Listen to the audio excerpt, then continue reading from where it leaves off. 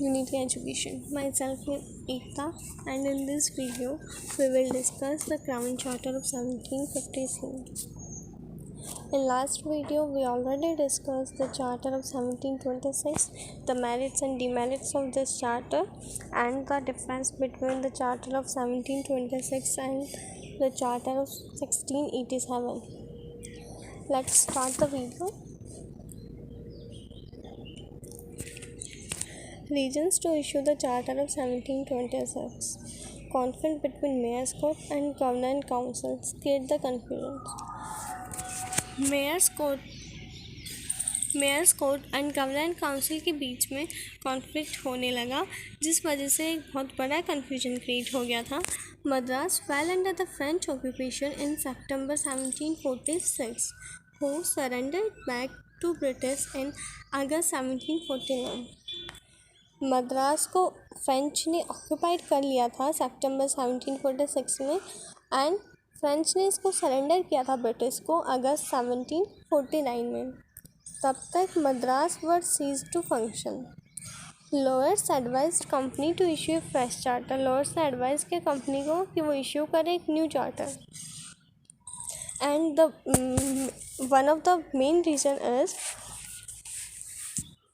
the charter do not apply the natives law. Discrimination with natives were allowed in the charter of 1726. So the charter of 1753 come with all the features which do not consist in charter of 1726. It's revised the charter of 1726. A further step ahead the 1726. The Charter of 1753 was attempt to improve upon earlier Charter of 1726. 1753 का जो charter था, इसने कुछ improve करने की कोशिश की थी द चार्टर ऑफ 1726 में जो भी कमियां थी. The main features of the charter will follow. Revival of mayor's court with modification. Mayor's court वही था, लेकिन उसमें कुछ चेंजेस कर दिए गए थे. The jurisdiction of Mayor's Court in each presidency were modified to cover the shortcomings of earlier charter. earlier charter की जो भी ड्रॉबैक्स थे ना, उनको अबॉलिश करके कुछ उनकी जगह न्यू फीचर्स ऐड किए गए थे, जिस वजह से मेयर्स कोर्ट का रिवाइवल हो गया था. Madras which cease to function were revived again. As I already tell you, French occupied Madras in September 1746 and back to the British in August 1749. तब तक मद्रास में जुडिशल फंक्शन सीज्ड हो गया था. But after the Charter of 1753, the Madras revived again. Mayor's Court subordinate to Governor and Council. 1753 के charter के अनुसार mayor's court अब गवर्नर एंड काउंसिल के सबॉर्डिनेट था. Appointed method of mayor and alderman were changed. पहले तो mayor elect होता था एल्डरमैन के थ्रू, बट अब अपॉइंटमेंट मेथड जो था मेयर्स का वो चेंज हो गया था. Governor and council empower to select the mayor out of 2 name elected by the mayor and alderman. Mayor और एल्डरमैन 2 नेम देते थे गवर्नर एंड काउंसिल को. उन 2 नेम्स में से गवर्नर एंड काउंसिल डिसाइड करते थे who will be the mayor. Now mayors were merely the servant of the company. अब मेयर्स कंपनी के सर्वेंट हो गए थे और अब मेयर्स को सबॉर्डिनेट था गवर्नर एंड काउंसिल्स के. Natives were to be governed by their own law. Mayor's court only decide those cases of native in which both parties consent to accept the jurisdiction and decisions of court. अब Myers court वही cases decide करता था जिसमें natives की बात हो रही है यहाँ पे, जहाँ पे बोथ पार्टीज अपनी इच्छा से मेयर्स कोर्ट के डिसीजंस एक्सेप्ट करें और मेयर्स कोर्ट का जुरिडिक्शन एक्सेप्ट करें. Otherwise mayor's court do not decide the cases of natives. Change in oath system. Oath system में चेंज आ गया था.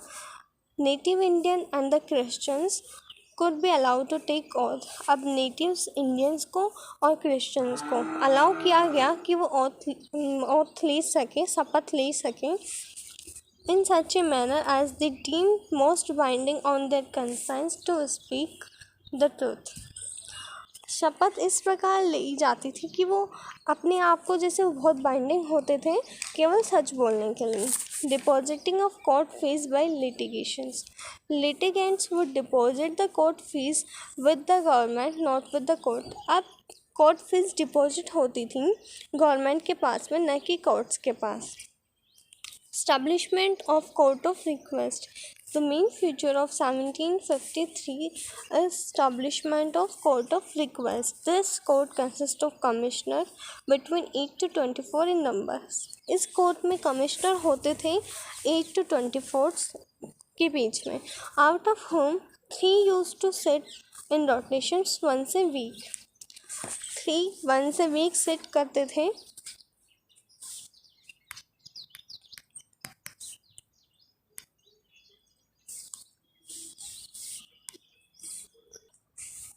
It was decide the civil cases up to 5 pagodas. Court of Request decide करता था civil cases up to the 5 pagodas. Provide the quick and cheap decisions. Quick and cheap decisions provide करता था। The first commissioner were appointed by the council, but after half of them retired every year. पहले commissioner appoint किया था the councils ने, लेकिन the councils half of them retired every year. Vacancy were fulfilled by remaining commissioner through the system of ballot. System से vacancies fulfil की जाती थी। पहला कमिश्नर अपॉइंट कर दिया था काउंसिल ने। Let's see the judicial arrangement under the Charter of 1753. The Court of Request, as I already discussed, the Court of Request ये 5 pagods तक के मैटर्स ही डिसाइड करता था। 8 to 24 कमिश्नर्स होते थे। 3 used to sit in rotations once a week. And now these cases could not be tried by the mayor's court. 5 pagodas के under जितने भी केसेस आते थे वो court of request he deal करता था, और ये केसेस मेयर्स कोर्ट के द्वारा नहीं लिए जाते थे। Mayor's court, hear the civil cases involving the sum excluding the 5 pagods. 5 pagods के ऊपर वाले सारे केसेस मेयर्स कोर्ट डील करता था, लेकिन सिविल केसेस होनी चाहिए। Jurisdiction over the cases of natives which both the parties voluntarily submitted to courts. Both the parties means the plaintiff and defendant ने जो केसेस सबमिट किया है मेयर्स कोर्ट को, मेयर्स कोर्ट का केवल उन्हीं पर ही जुरिडिक्शन होएगा अगर पार्टीज वॉलंटरी सबमिट करती हैं उनकी केस को। The court of governor and council, jurisdiction over criminal cases. Court of governor and council का जुरिडिक्शन कहाँ था? क्रिमिनल केसेस के ऊपर। Governor and council act as the justice of peace. Governor and council को justice of peace बना दिया गया था and had the quarter session to deal the criminal cases. वो क्वार्टर सेशन में बैठते थे और क्रिमिनल केसेस में डील करते थे। Hear appeals from the mayor's court, mayor's court से वो अपील सुना करते थे। मेयर्स कोर्ट से अपील जाती थी गवर्नर एंड काउंसिल के पास में। The court of king and council, it empower to hear appeals from the court of governor and council. Governor and council से अपील जाती थी किंग एंड काउंसिल के पास में। In all the civil cases involving sum 1000 pagods और मोर। 1000 pagoda से ऊपर जो भी सिविल केसेस होते थे वो सारे किंग एंड काउंसिल के पास में अपील जाती थी उनकी। Let's see the defect of Charter of 1753. Company servant were judges of mayor's court and become company के सर्वेंट्स थे, अब वो जजेस थे मेयर्स कोर्ट के। बिकॉज द जजेस of mayor's court were elected by the governor and council. Governor and council ही तो उन्हें इलेक्ट करता था। Servant of company allowed to carry the private trade, consequently the dispute between the natives. Servant of company अब वो private trade भी carry करते थे, जिस वजह से डिस्प्यूट हो रहा था नेटिव्स और कंपनीज के बीच में। Centralization of power in the hand of governor and council, governor and council के हाथ में पावर सेंट्रलाइज कर दी गई थी। The governor and council perform the both role, executive का रोल भी परफॉर्म कर रहे थे और जुडिशरी का रोल भी परफॉर्म कर रहे थे। जजेस did not have the knowledge of English law because they are the company servant, तो उन्हें लॉज का नॉलेज कहाँ से होगा? They are not the professional expert in law, jurisdiction of court with the territory, but the company trade extended beyond these territory.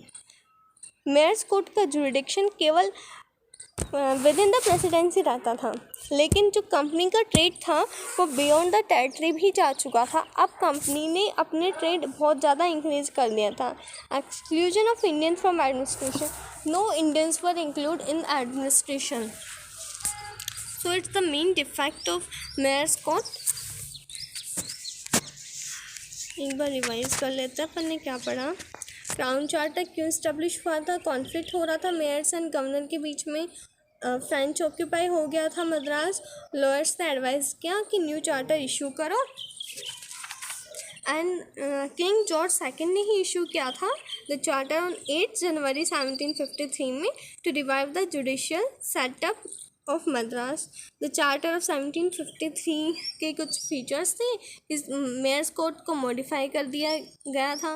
Mayor's court subordinate हो गया था governor and council के, because the governor and council appoint the mayor out of two names given by mayor and alderman. Natives were to be governed by their own laws. अब natives अपने ही लोग के द्वारा govern हो रहे थे. Change in oath system, Indians and Christians were allowed to take oath. Depositing of court fees by अब court fees केवल गवर्नर के पास डिपॉजिट होती थी. Establishment of court of request, court of request establish किया गया था, जिसमें मेयर एंड 8 to 24 कमिश्नर्स होते थे. ये सिविल केसेस देखता था अप टू 5 पगोड्स. जुडिशियल अरेंजमेंट देखा हमने. The court of request setup हुआ था जो 5 पगोडास तक के केसेस में डील करता था. मेयर्स कोर्ट सिविल केसेस लेता था up to 5 pagodas, and the court of request also deal in the civil cases. The court of governor and council ये क्रिमिनल केसेस हैंडल करता था और ये जस्टिस ऑफ पीस एक्ट करता था. And the appeals from mayor's court जाती थी the governor and council के पास में. The court of king and council, governor and council से अपील जाती थी किंग एंड काउंसिल के पास में. डिफेक्ट्स देखें कि अब जो जजेस थे वो केवल मेयर्स कोर्ट, कंपनी सर्वेंट थे मेयर्स कोर्ट के जजेस. Servant of company private trade करने लगे थे, जिस वजह से डिस्प्यूट हो रहा था नेटिव्स एंड कंपनी के बीच में. सेंट्रलाइजेशन हो गया था पावर का in the hand of governor and council. They act as the executive as well as the judicial. Judges did not have the knowledge of law because they are the company servant. They do not the professional expert. Jurisdiction था company का, वो beyond the territory था, लेकिन mayor's court का jurisdiction within the territory था. Exclusion of Indians from administration, कोई भी Indian administration में इंक्लूड था ही नहीं, ना एग्जीक्यूटिव में था ना जुडिशरी में था. सो it's the biggest defect of this charter.